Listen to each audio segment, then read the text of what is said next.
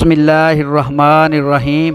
अस्सलातु वस्सलामु अलैका या सय्यदी या रसूल अल्लाह व अला आलिका व सहाबिका या सय्यदी या हबीब अल्लाह। अस्सलामु अलैकुम व रहमतुल्लाहि व बरकातुहू।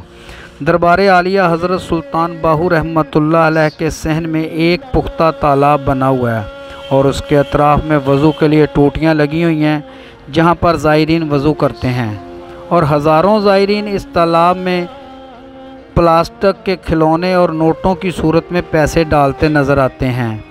10, 15, 20 दिन या महीना भर वो सारे नोट निकाल लिए जाते हैं और दरबार आलिया के इंतज़ामी अमूर में वो लंगर खाना हो या दीगर कामों में ये पैसा खर्च कर लिया जाता है।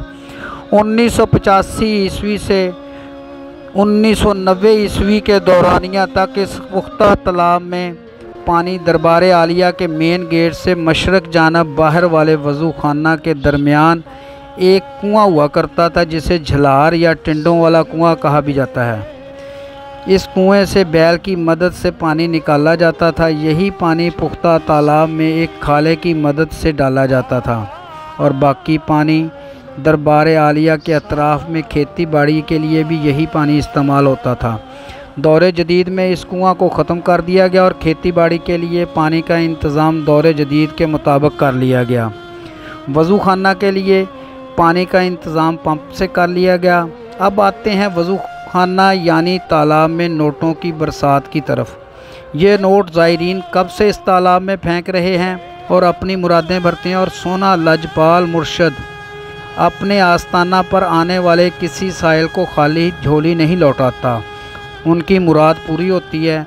हज़रत सुल्तान बाहू रहमतुल्लाह अलैह की ये करामत एक ज़िंदा करामत है कि कागज़ के नोट 10, 15, 20 दिन महीना भर पानी में रहने के बावजूद गलता नहीं, जबकि हमारे यहाँ नोट पानी से गीला हो जाए तो ज़ाया हो जाता है, मगर सुल्तानुल आरिफीन के दर पर आने वाली रकम किसी सूरत में भी ज़ाया नहीं जाती और ज़ायरीन के लिए सदका जारिया बन जाती है। जब ये नोट तालाब से बाहर निकाले जाते हैं तो गीले होने के सबब इन्हें दरबार के किसी कमरा में खुश्क होने के लिए रख दिया जाता है। 2-3 अय्याम के अंदर खुश्क नोट निकाल कर लंगर खाना या दरबार आलिया के इंतज़ामात में ख़र्च कर लिए जाते हैं। उम्मीद है आपको आज की वीडियो पसंद आई होगी। आइंदा मिलेंगे एक नए मौजू के साथ, तब तक के लिए अपना ख्याल रखिएगा। अपने मेज़बान खालिद कमर को इजाज़त दीजिए। अल्लाह हाफ़िज़।